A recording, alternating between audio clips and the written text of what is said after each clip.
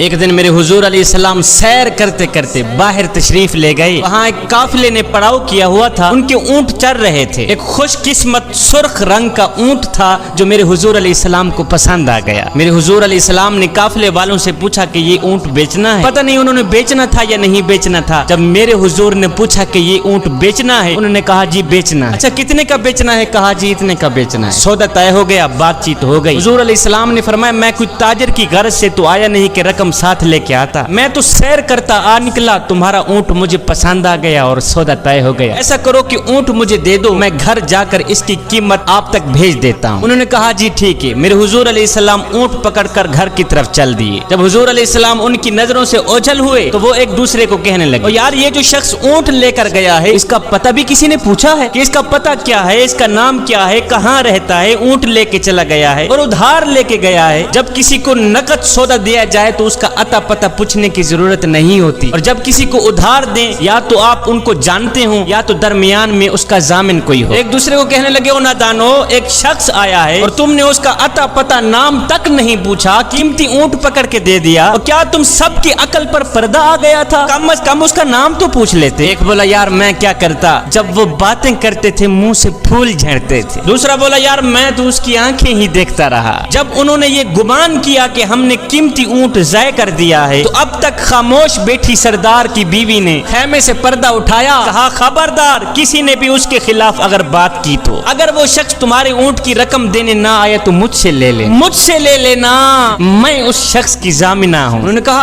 اچھا تو اسے جانتی ہے؟ کہا نہیں میں بھی نہیں جانتی. کہا جب جانتی ہی نہیں پھر ضمانت کیسے دے دی؟ کہا جب تم سودا کر رہے تھے تو میں خیمے کے اندر سے دیکھ رہی تھی کہ جس کا چہرہ اتنا خوبصورت ہو وہ جھوٹ بولتا ہی نہیں, وہ دھوکہ دے ہی نہیں سکتا. ابھی تمہارے پیسے آنے والے ہیں. تھوڑی دیر گزری ہی تھی کہ میرے حضور علیہ السلام کے غلام آ گئے پیسے لے کے. کہنے لگے کون ہیں وہ لوگ جس سے ہمارے آقا نے اونٹ خریدا ہے؟ کہا جی ہم لوگ ہیں. صحابہ نے کہا یہ لو تمہارے اونٹ کی رقم, یہ لو تمہارے اونٹ کی قیمت. انہوں نے کہا بھائی قیمت بعد میں دینا, پہلے یہ بتا کہ وہ محبوب رہتا کہاں پہ؟ صحابہ نے کہا سامنے مدینے میں اس محبوب کے ڈیرے ہیں. کہا پھر رقم بھی اپنے پاس رکھو, اونٹ بھی اپنے پاس رکھو, ہمارے دل بھی اپنے پاس رکھو, ہمیں تو اب دن رات اس محبوب کا دیدار ہی چاہیے. ہائے میرے حضور کی صورت ہی کیا دیکھی, اونٹ بھی بک گیا, خود بھی بک گئے, سارا کا سارا قافلہ مسلمان ہو کر حضور کی غلامی میں آ گیا.